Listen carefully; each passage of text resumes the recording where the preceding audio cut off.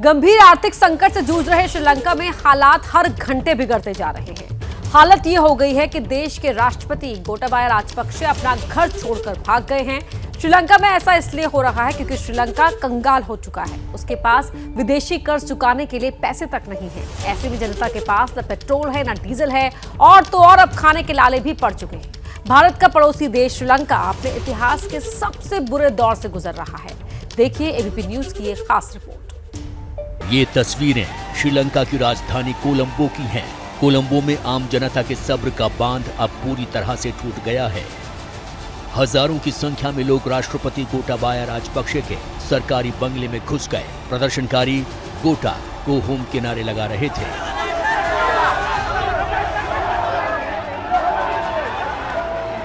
लोगों के गुस्से को देखते हुए राष्ट्रपति राजपक्षे को अपना घर छोड़कर भागना पड़ा।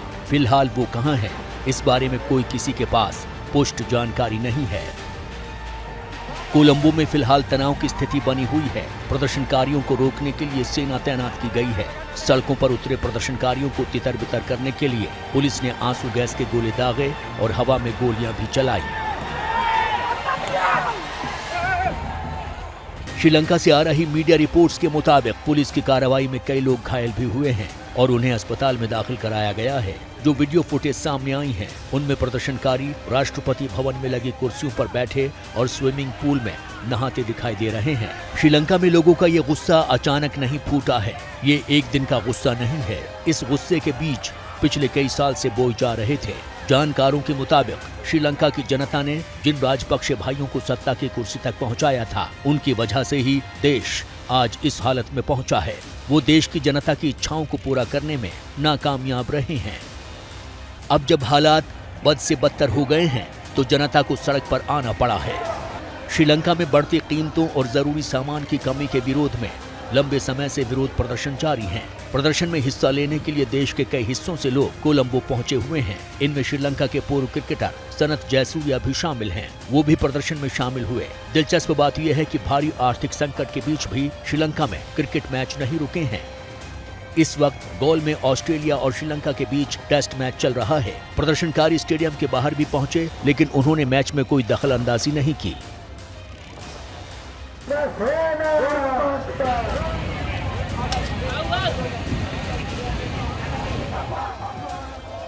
एबीपी न्यूज संवाददाता अंकित गुप्ता ने श्रीलंका की जमीनी हकीकत को समझने के लिए कुछ दिन पहले श्रीलंका का दौरा किया था।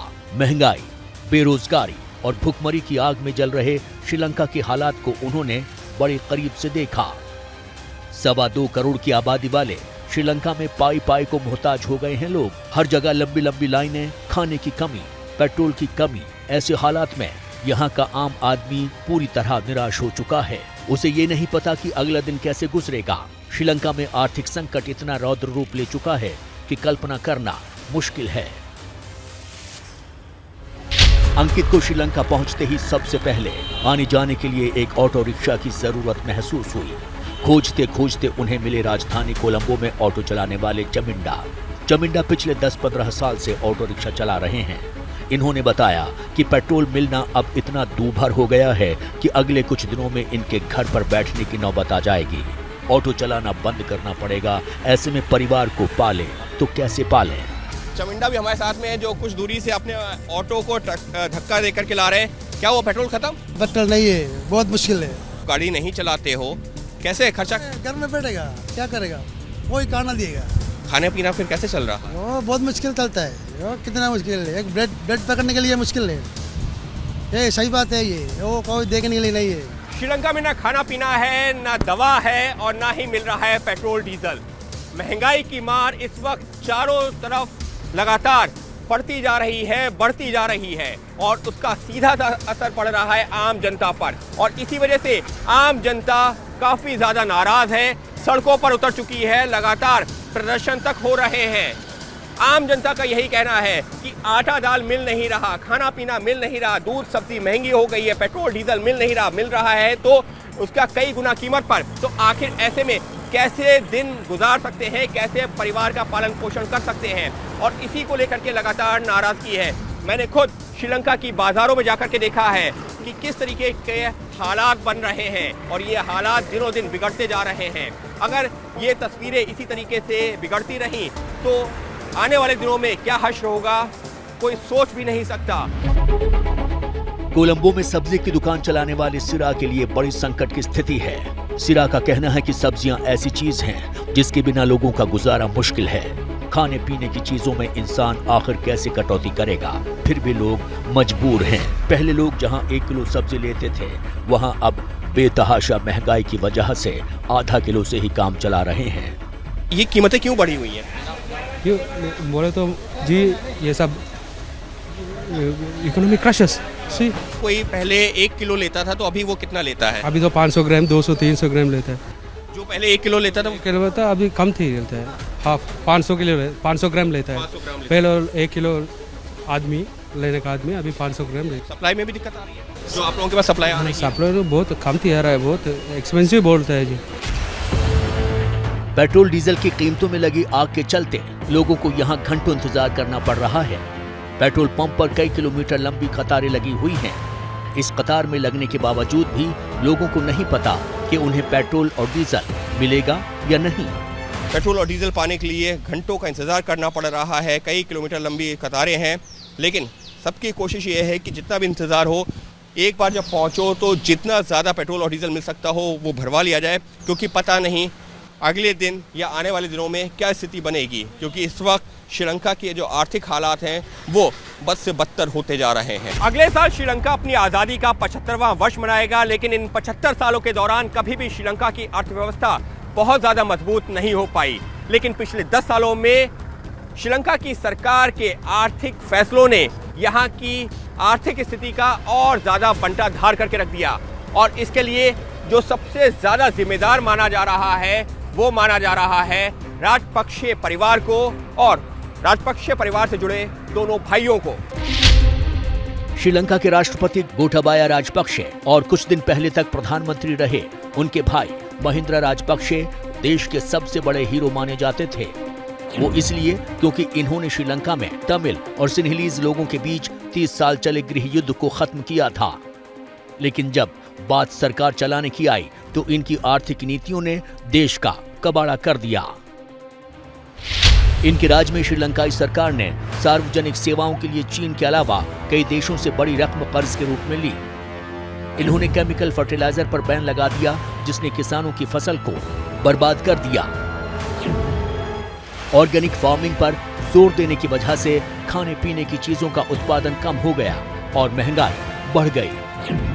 2020 के बाद से कोविड-19 महामारी से पर्यटन पर असर पड़ा, लेकिन इससे निपटने के लिए कोई योजना नहीं बनाई। अर्थव्यवस्था को संभालने के लिए राष्ट्रपति गोटाबाया राजपक्षे ने टैक्स में कटौती की एक नाकाम कोशिश की, लेकिन ये कदम उल्टा पड़ गया और सरकार के राजस्व पर बुरा असर पड़ा। इसके चलते रेटिंग एजेंसियों ने श्रीलंका को लगभग डिफॉल्ट स्तर पर डाउनग्रेड कर दिया, जिसका मतलब कि देश ने विदेशी बाजारों तक पहुंच खो दी।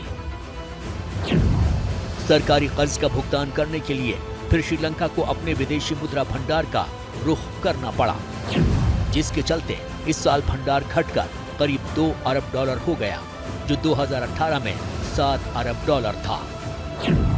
विदेशी मुद्रा की कमाई से ईंधन और अन्य जरूरी चीजों के आयात पर असर पड़ा और कीमतें बढ़ गईं। बढ़ते बजट घाटे के बीच श्रीलंका ने कम ब्याज दर बनाए रखने की कोशिश में ढेर सारी मुद्रा छापी, जिससे महंगाई और बढ़ गई। श्रीलंका की अर्थव्यवस्था में पर्यटन का बहुत बड़ा योगदान रहा है। करीब 30 साल तक चले गृह युद्ध के दौरान भी श्रीलंका में पर्यटन पर ज्यादा प्रभाव नहीं पड़ा था, लेकिन पिछले 2 सालों के दौरान दुनिया भर में फैले कोरोना ने श्रीलंका में पर्यटन की स्थिति को तहस नहस करके रख दिया।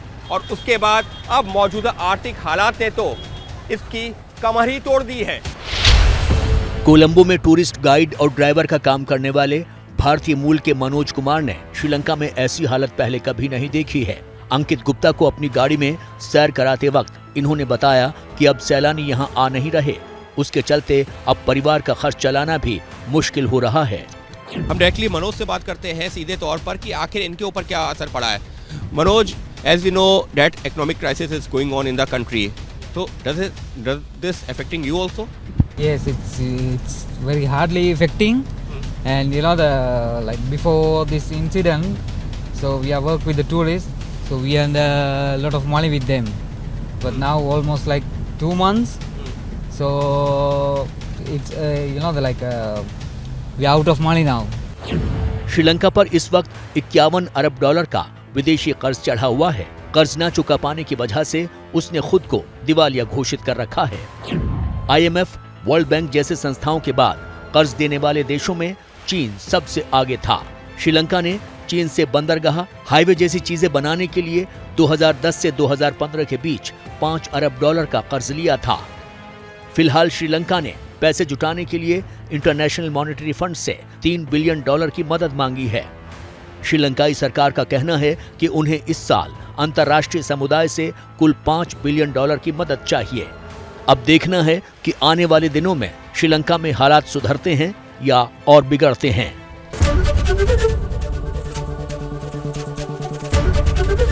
ABP न्यूज आपको रखे आगे।